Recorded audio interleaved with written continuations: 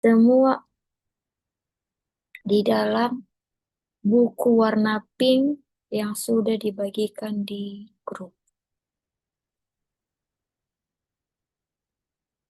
Nah, ini dia. Em,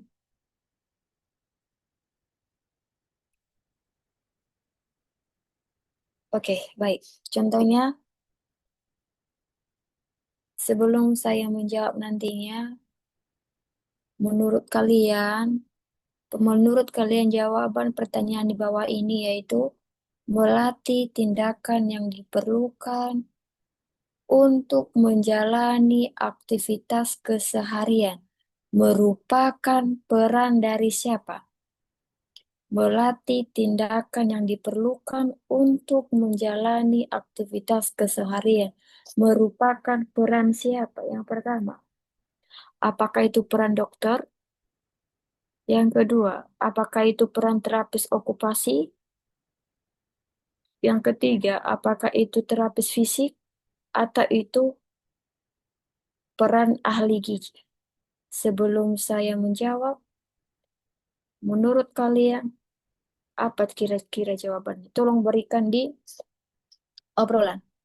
Saya berikan waktu 1 menit, silakan. Sebelum saya jawab. Saya tunggu 1 menit.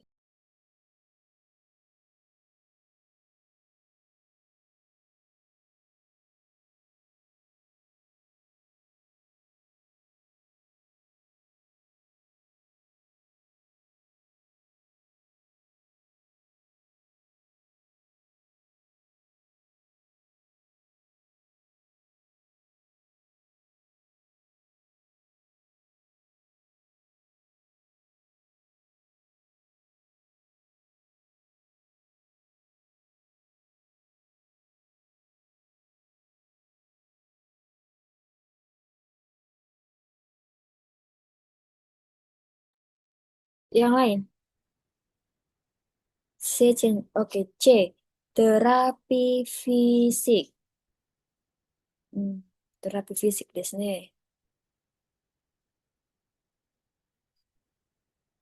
Oke, terapi fisik. Coba kita lihat. Untuk menjalani aktivitas keseharian, terapi fisik. Ada yang menjawab terapi fisik. Oke. Nah, saya baca dulu ini. Ya, B, Sensei. Oke, benar. Ya, B. Melatih tindakan yang diperlukan untuk menjalani aktivitas keseharian merupakan peran terapis okupasi. Jangan karena kalian melihat di sini aktivitas jadi kalian beranggapan oh ini aktivitas fisik gitu. Tidak ya, ini termasuk terapis okupasi. Nah, dari mana kita lihat itu, Sensei? Di pengertian-pengertian yang di buku pink itu. Apa pengertian terapis fisik, terus apa pengertian terapi okupasi, terus dokternya juga apa. Nah, inilah dia pembahasannya. Pembahasan untuk kalau dokter, itu dokter dia, kalau dokter melakukan diagnosa kerjanya. Kalau perawat, dia melakukan perawatan untuk pemulihan kesehatan dan membantu pemeriksaan medis. Nah, kenapa nggak dokter sensei? Kan dokter ini kan namanya dokter semua bisa dianya. Tidak. Mereka mempunyai masing-masing tugas. Jadi tidak semua eh, tugas apa namanya itu wewenang dokter itu semua ditanggungnya tidak ya. Nah, oke, sekarang kita lihat untuk terapi-terapinya. Nah, untuk terapi fisik. Nah, terapi fisik yaitu melatih kemampuan gerak seperti berjalan. Terapi okupasi, tindakan yang diperlukan untuk menjalani aktivitas kesehatan. Nah, tadi pertanyaannya kan aktivitas kan? Baru kalau terapi bicara itu melatih pengguna yang mengalami kesulitan berbicara. Nah, kalau fisik tadi yang kalian jawab, Itu kemampuan untuk bergerak dia, ya. Oke. Nah, pembahasan di sini ada sedikit tentang ahli eh, gizi atau tentang profesional terkait makanan. Kalian juga harus menghafal ini. Kenapa harus menghafal ini? Ini juga keluar di ujian. Nah, terus untuk tenaga profesional juga yang melayani konsultasi dan melakukan koordinasi layanan kesehatan juga, itu juga dilakukan oleh spesialis perawatan lansia atau manajer perawat. Nah, jadi eh, berbagi-bagi tugasnya. Oke, yang kedua, pertanyaan yang kedua, silakan. Saya berikan waktu 1 menit untuk menjawab.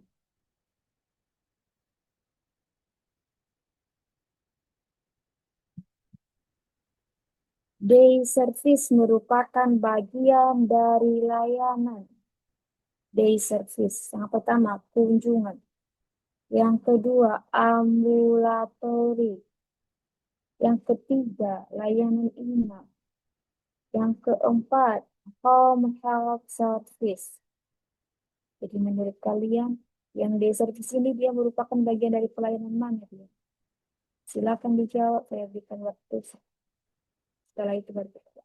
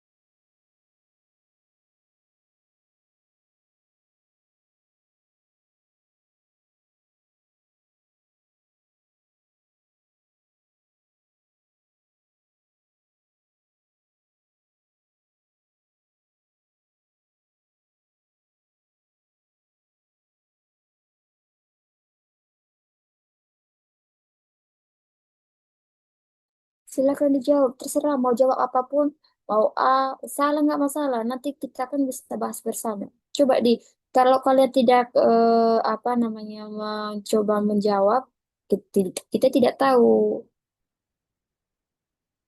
Dicoba aja, mau salah mau apa yang penting dicoba aja. Yang mana menurutmu kira-kira?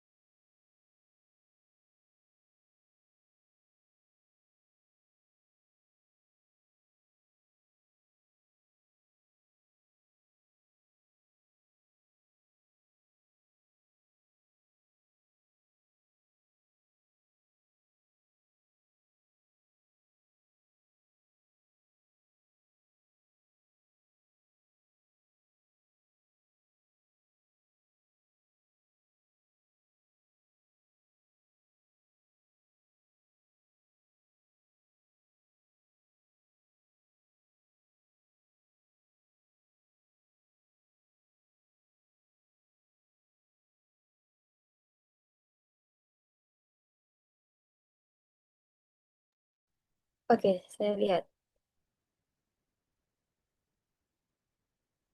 Oke, D, C, T, D. Maaf, saya akan ngeliat sinyal saya putus soalnya. Oke, baik.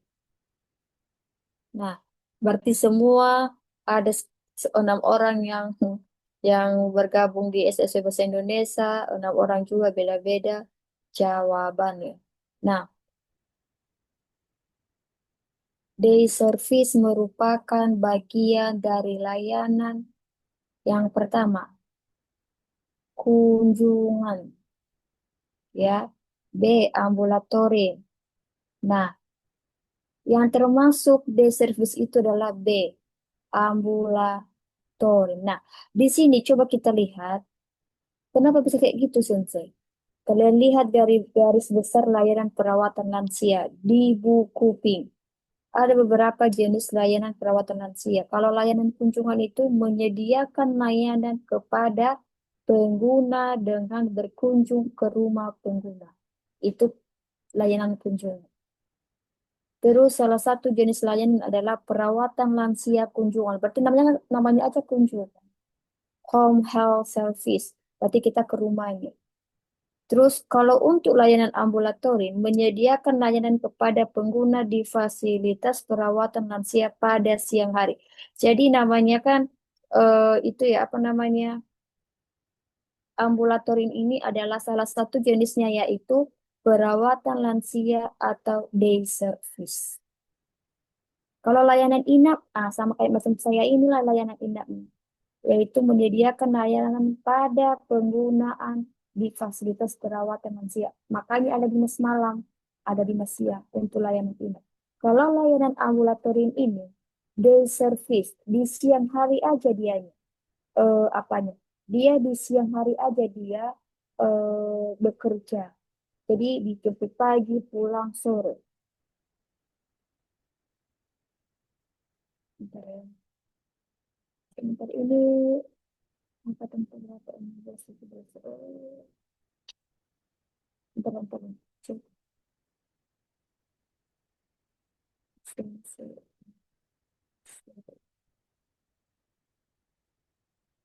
Sedang ada pula yang ujian besok.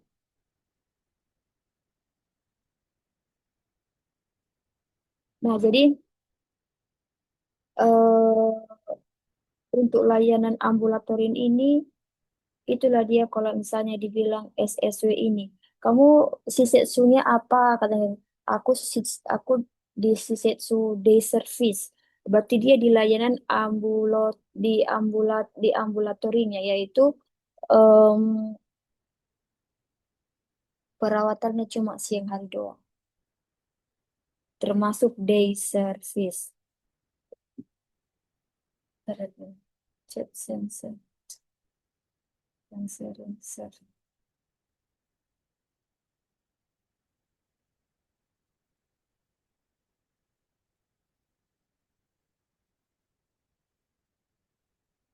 Nah, jadi gampang ya. Jadi yang benar adalah bagian B ya. Tidak ada yang benar. D, C, C, D. Oke. Nah, jadi itulah dia jawabannya yaitu yang day service. Dia termasuk ke layanan ambulatorium yaitu bagian B. Jadi makanya saya bilang waktu dulu menjelaskan SSW Bahasa Indonesia, tolong dihafal pengertian. Karena kalau ujian itu dia ngambil per pengertian, dibuatnya lah jadi soal. Diambilnya layanan dan kunjungan adalah pengertiannya dibuatnya soal. Terserah dia. Jadi kalau kita tidak menghafal ininya, tidak menghafal pengertiannya, maka ya tidak bisa, tidak paham kitanya. Jadi kalau sudah paham apa saja sih garis besar dari perawatan lansia itu ada berbagai jenis layanannya. Jadi semua yang di SSW Bahasa Indonesia itu yang buku warna pink, semuanya ada di situ semua. Jadi kalau sensei mana ada lagi buku nggak sensei yang dibahas untuk ini, untuk SSW Bahasa Indonesia. Buku pink itu aja belum tentu pun dibaca kan. Nah, jadi itu dia ya. Baik. Jadi tolong apa namanya dibaca-baca pengertiannya dan apanya misalnya.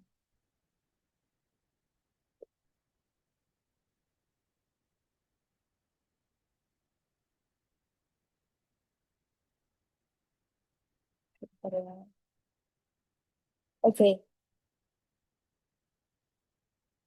berikutnya.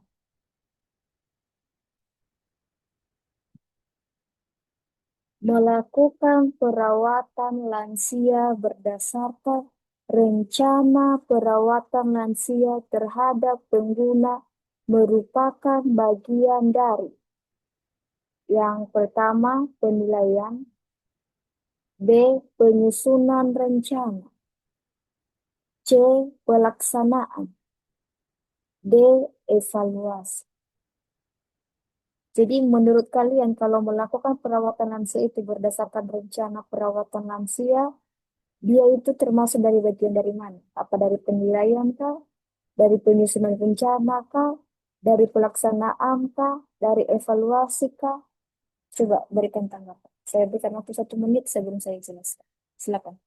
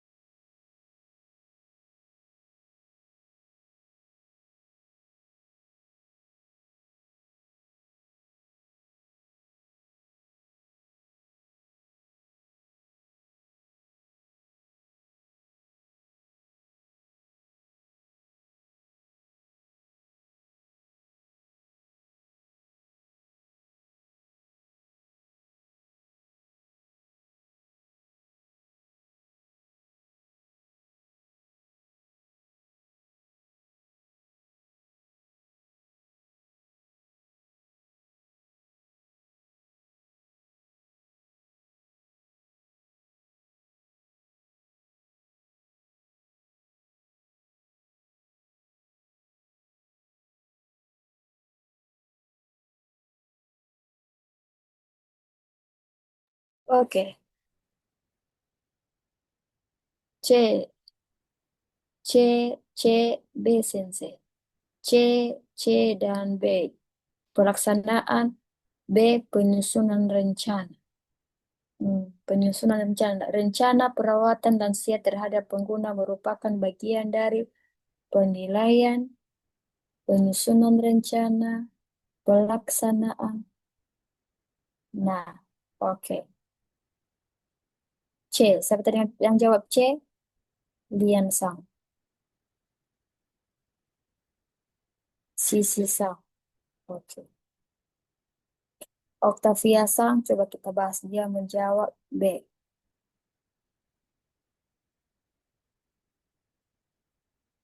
Tadi menjawab B ya. Nah, jawabannya adalah C.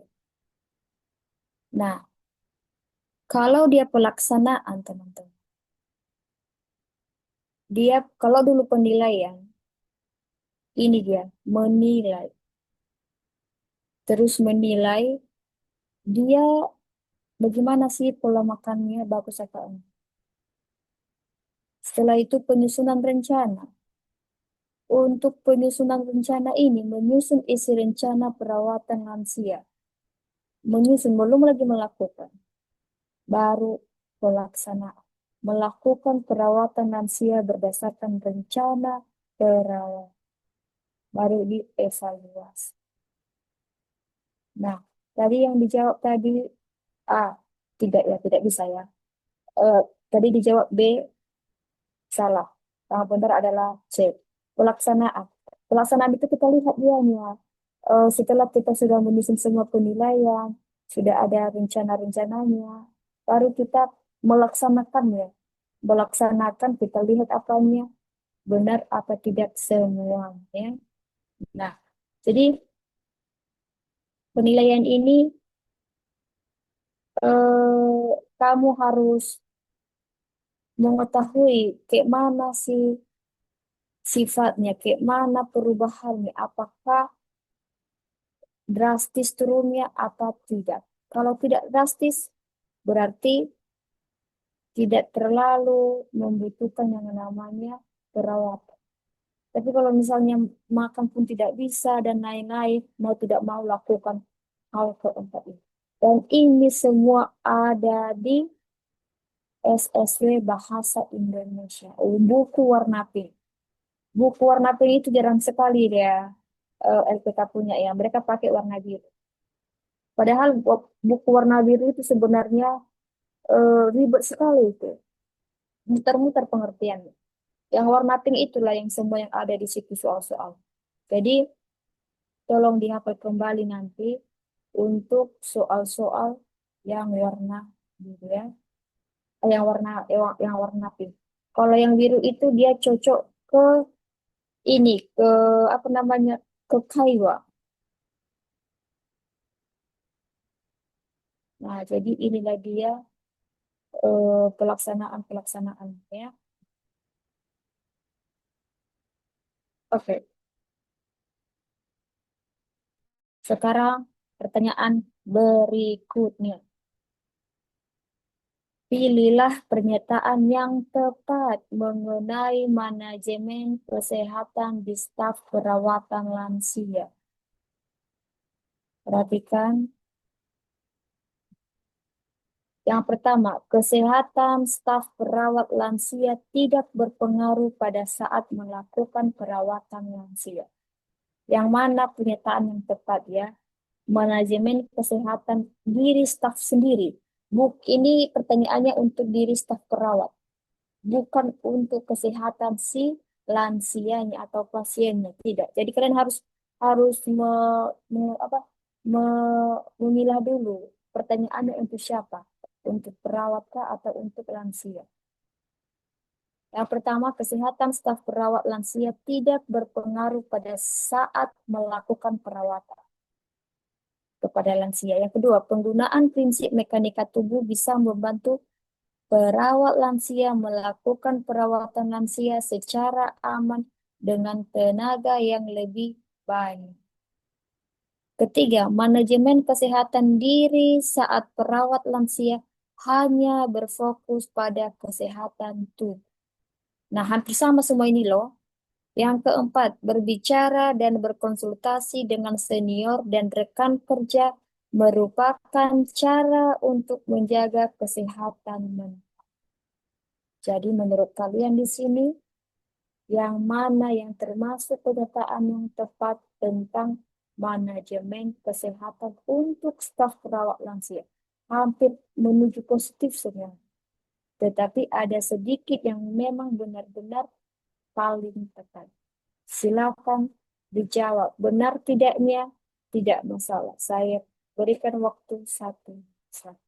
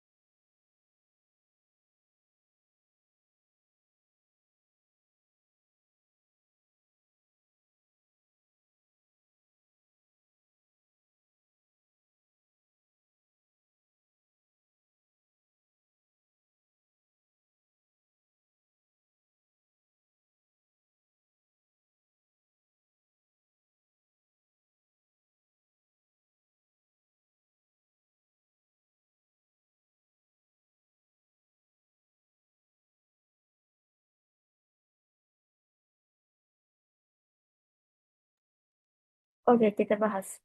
B sensei, B sensei. Oh, B. Pengguna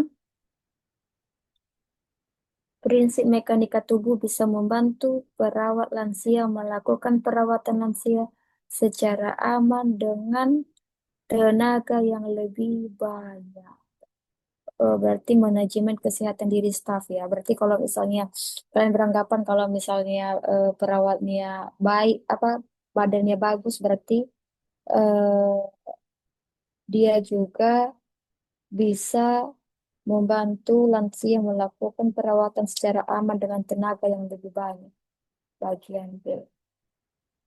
Tidak ada yang memilih A, C, dan D ya. Kesehatan staf perawat lansia tidak berpengaruh pada saat melakukan perawatan lansia. Oke, kalian baca. Yang benar adalah bagian B. Berbicara dan berkonsultasi dengan senior dan rekan kerja merupakan cara untuk menjaga kesehatan kita. Pembahasan. Oke. Kesehatan staf perawat lansia tidak berpengaruh pada saat melakukan perawatan lansia. Memang benar. Saat perawat lansia perlu menjaga kesehatan dirinya. Jika perawat lansia sendiri tidak sehat, dia tidak akan bisa melakukan perawatan lansia yang lebih baik. Itu dia pengertian untuk bagian si A. Kan menjebak kan? Menjebak sekali soalnya kan? Padahal awak dia pengen benar yang ini yang saya pahami ini. Padahal kalau tidak baca buku, tidak bisa. Yang kedua, Penggunaan prinsip mekanika tubuh bisa membantu perawat lansia melakukan perawatan lansia secara aman dengan tenaga yang lebih banyak. Dengan menggunakan prinsip mekanika tubuh, staf perawat lansia dapat melakukan perawatan lansia secara aman dengan sedikit tenaga. Caranya kemana itu, Sensei? Makanya ada itu, kalau kalian sering mendengarkan tips cara mengangkat pasien, biar pinggangnya tidak sakit. Ya. Nah, untuk yang ketiga yaitu manajemen kesehatan diri staf perawat lansia hanya berfokus pada kesehatan tubuh. Tidak hanya kesehatan fisik, tapi juga kesehatan mental. Ya, oke? Berarti yang benar tadi bagian B ya. Oke, sekarang masuk pertanyaan berikutnya. Semangat, jangan bilang sudah mulai pusing kepala ya. Nah, kalian pikir apa namanya? Kalian pikir-pikir udah berapa saya menjawab benar tak, Mes? Satu orang satu doang yang benar jawabannya. Satu orang cuma satu ya. Tapi nggak apa-apa. Yang penting setidaknya kalian sudah paham. Oh, ternyata begini gambaran ujian SSW Bahasa Indonesia itu. Dan ternyata semua ada di dalam buku warna pink. Ya. Nah, yang selanjutnya. Pilihlah pernyataan yang tidak tepat mengenai prinsip mekanika tubuh. Ingat, yang tidak tepat beda dengan yang tepat. Yang tidak tepat. A. Memperlebar landasan penopang untuk merendahkan posisi pusat berat. B. Mengupayakan untuk menarik pengguna mendekat. C. Pemindahan pusat berat dilakukan secara datar. D. Mengarahkan kaki ke arah berpindah dengan memuntir tubuh. Jadi menurut kalian bagian mana yang tidak tepat mengenai prinsip mekanika tubuh? Saya berikan waktu 1 menit, silakan dipilih. Silakan Mas.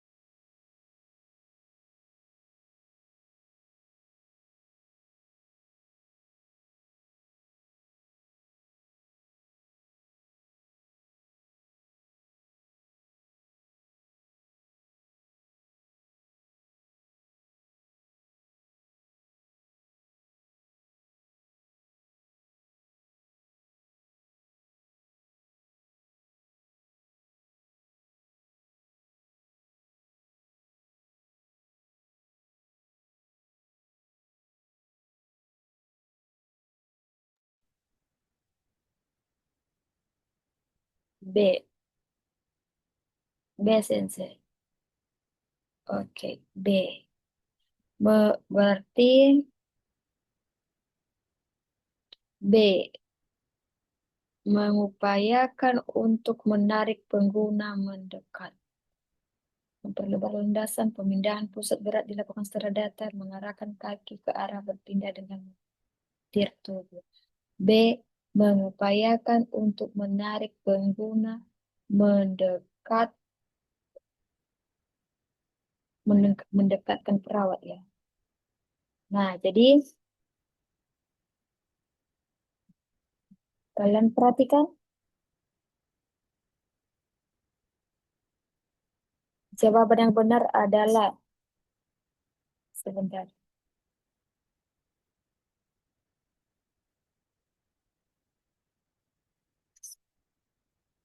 Pilihan pernyataan yang tidak tepat, yaitu mengarahkan kaki ke arah perpindahan dengan memuntir tubuh. Bayangkan kakinya misalnya nih ya, nomor D ini, kakinya dipindahkan ke depan. Sedangkan di depan ini sebenarnya adalah kaki yang mengarah untuk melakukan perpindahan memuntir tubuh. Memuntir tubuh itu kayak macam kayak gini dia. Ah, dia berhadapan kayak gitu. Tapi kalau misalnya sama-sama kayak gitu kan yang adanya nanti kan jatuh. Sedangkan mengupayakan untuk menarik pengguna mendekat itu benar.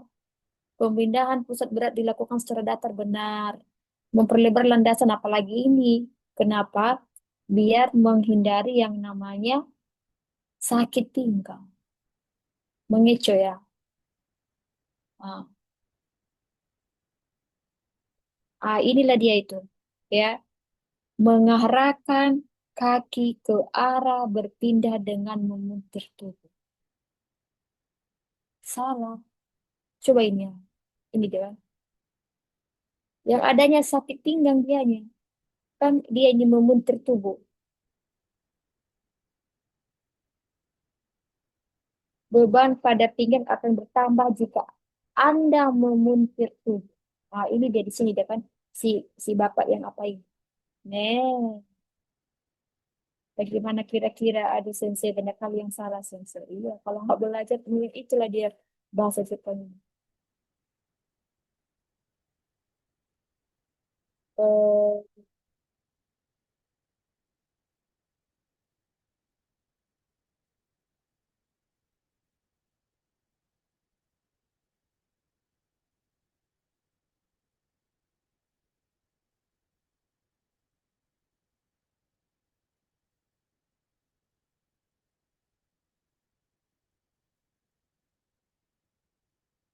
apa yang salah?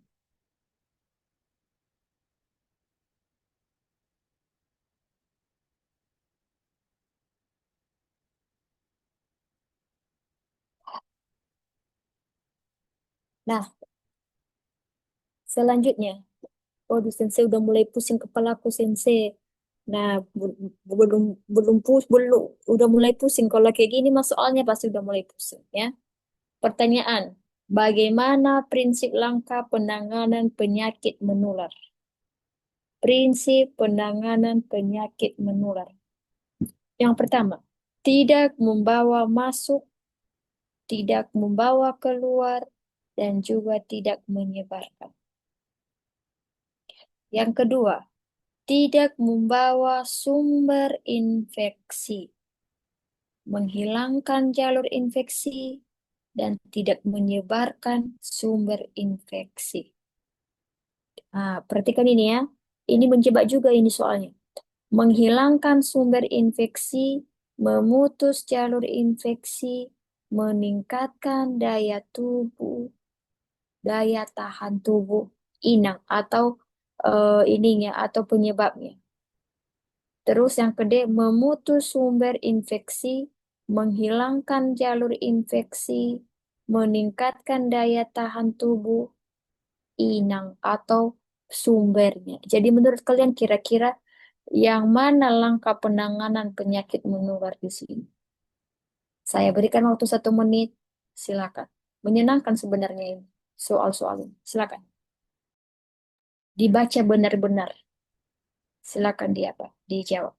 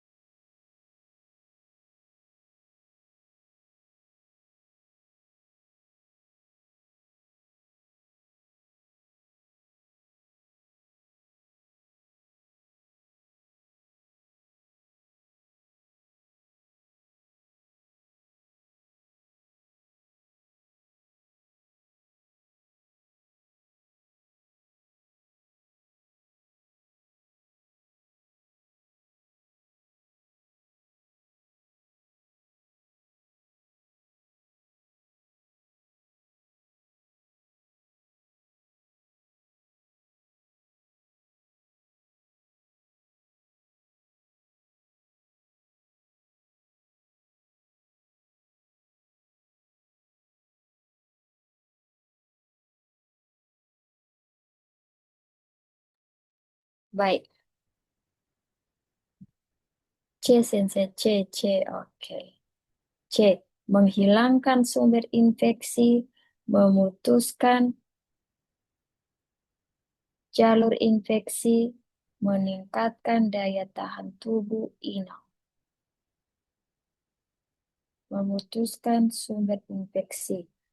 Ke C, menghilangkan. Menghilangkan, memutuskan. Menghilangkan, memutuskan.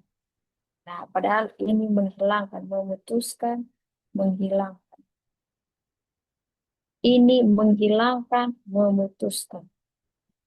Sama-sama loh ya, cuma beda ininya saja. Apa namanya? Beda peletakannya saja. Jawabannya sangat mengecoh, Sensei. Makanya, kalau tidak dibaca betul, bahkan saya bilang, kalau SSW bahasa Indonesia, itu dihafal mati. Nah, ini dia. Barulah kali ini kalian benar. Cek, ya. Padahal ini sama kayak macam di bawah, D. Tetapi dianya menghilangkan dulu, baru memutus, bukan memutus dan menghilangkan tidak. Padahal kalau kalian eh, tidak tidak menjawab tahap demi tahapnya, maka di sini muncul ya. Nah, ini dia. Nah, ini dia. Tiga elemen penyakit menular dan prinsip pemutusan. Enggak, ini dia. Diputus, diputus, diputus. Nah, sumber infeksinya ya, dari jalur infeksinya dan ini. Biar kenapa? Tidak membawa masuk, tidak membawa keluar juga, dan tidak. Kalau ada pasien yang kena, ya udah cukup sama dia aja kena. Nggak usah lagi kena sama. Jadi semua harus diputus. Ini diputus, ini diputus, ini. Oke, baik. Itulah dia malam ini tentang soal SSW Bahasa Indonesia. Soal malam ini,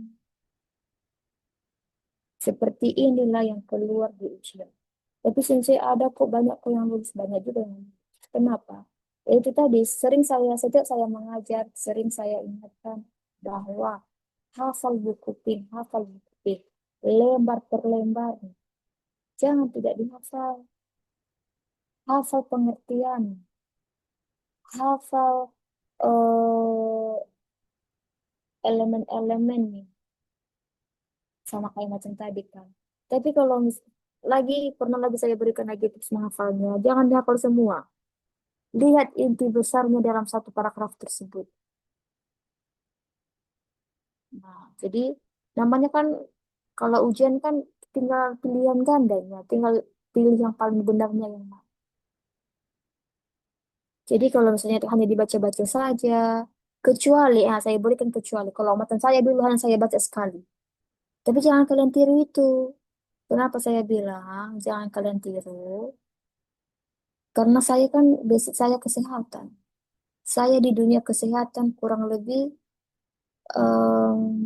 kurang lebih 8 tahun saya di dunia kesehatan. Dari D3, selesai D3 lanjut S1, selesai S1 lanjut S2. Jadi sekali aja pun saya baca, ya udah saya paham karena bayangkan 8 tahun saya ini apa belajar tentang itu saja. Pasti kan paham. Nah, kalau kalian yang maaf maaf ya bukan apa ini yang tamatan SMA, kalian kan tidak ada pengalaman dalam kesehatan. Jadi wajib kalian harus hafal mati, tidak boleh enggak. Tapi bagi anak kesehatan, karena pernah dipelajarin di bangku sekolah, di bangku kuliah, gampang sekali. Tinggal diingatkannya aja, oh ini ternyata udah bisa. Sekali aja dibaca udah. Ikut ujian langsung bisa dia. Jadi itulah dia teman-teman SSC Bahasa Indonesia. Benar yang kata siapa tadi? Si Okta mengecu sekali Sensei. Iya mengecu banget memang. Nah, Sensei mau tanya apa boleh ujian SSW Indo dulu baru ujian bahasa? Boleh, yang mana aja boleh. Dan kebanyakan anak grup privat ataupun grup angkatan kan mereka kan ngambil bahasa Indonesianya dulu. Karena itu kan gampang sekali, karena itu kan bisa dibaca, bisa dihafal karena bahasa pakai bahasa Indonesia. Jadi apapun bisa. Gampang kan sebenarnya, gampang kali. Berarti nggak harus bahasa dulu, nggak mesti. Yang mana aja yang duluan. Kalau misalnya duluan SSW-nya, ya udah SSW. Baru nanti JFT terakhir pun nggak masalah. Baik, oke, ya. Kayak gitulah dia ya, udah paham kan? Kayak mana SSW-nya?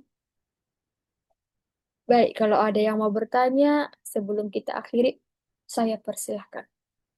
Silakan bertanya. Intinya adalah hafal aja so SSW yang 200 lembar itu 200 lembar karena timbal baliknya. Nah, sebenarnya dia cuma 100 lembar aja nih sebenarnya yang warna pink itu semua di situ ada. 1 bulan aja kalian menghafal itu, bangun pagi, percayalah. Bulan Januari kalian sudah bisa ikut ujian. Kalau konsisten belajarnya, kalau nggak konsisten mah nggak bisa. Gampang kan? Per tahun depan apa jadi harus punya paspor? Kasihan saya buat syarat ujian tidak pakai paspor lagi, tapi pakai EKTP. KTP. Tapi walaupun masih belum fix, tapi menurut tim itu udah fix katanya. Tinggal mengetuk palu doang. Karena kalau paspor, dia harus butuh surat kontrak kerja. Baru bisa mengurus paspor. Jadi susah. Dan pemerintah juga mengantisipasi tidak boleh. Karena kalau udah ada paspor, ada duitmu 2 juta aja udah bisa kamu ke Malaysia. Jadi nggak boleh. Jadi kemarin katanya sih EKTP, tapi nanti kita akan semua peraturan-peraturan terbaru tentang kerja di Jepang akan diumumkan di bulan Januari ini. Jadi disitulah kita tahu nanti apakah berangkat ke Jepang melalui TSK, apakah masih biayanya free, gratis, atau harus pakai biaya. Mulai bulan Januari, ya. Kalau selama ini free, ya, tiket pesawat ditanggung perusahaan, nggak ada biaya sama sekali. Tapi bulan Januari kita tidak tahu. Khusus Toko Tegino tapi ya. Dan visa yang lain juga sih. Dan magang. Dan magang apakah dihapus? Terus Sanggo. Sanggo itu kan 3 tahun magang. Kalau misalnya mau lanjut lagi ada namanya Sanggo lanjut 2 tahun lagi. Apakah masih ada atau tidak bulan Januari semua keputusan di bulan Januari ya. Ya udahlah, nggak usah kalian pikirkan itu. Yang penting kalian belajar aja ya. Baik, ada lagi yang bertanya? Kalau nggak ada kita akhiri. Semoga malam ini menjadi perhatian sama kalian. Ternyata begini, ternyata SSW Bahasa Indonesia. Oke, ada yang bertanya silakan. Kalau tidak ada yang bertanya, kita selesaikan. Saya tahu kepala kalian sudah mulai pusing. Sudah mulai keriting rambutnya.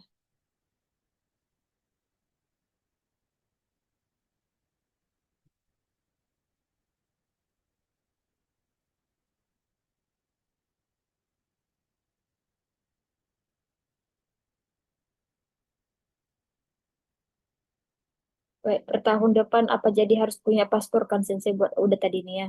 Terima kasih Sensei untuk hari ini. Oke, baik Sensei. Oke, baik. Terima kasih ya. Nah, amin amin. Semoga pembelajaran hari ini menjadi eh, berguna untuk kalian ya.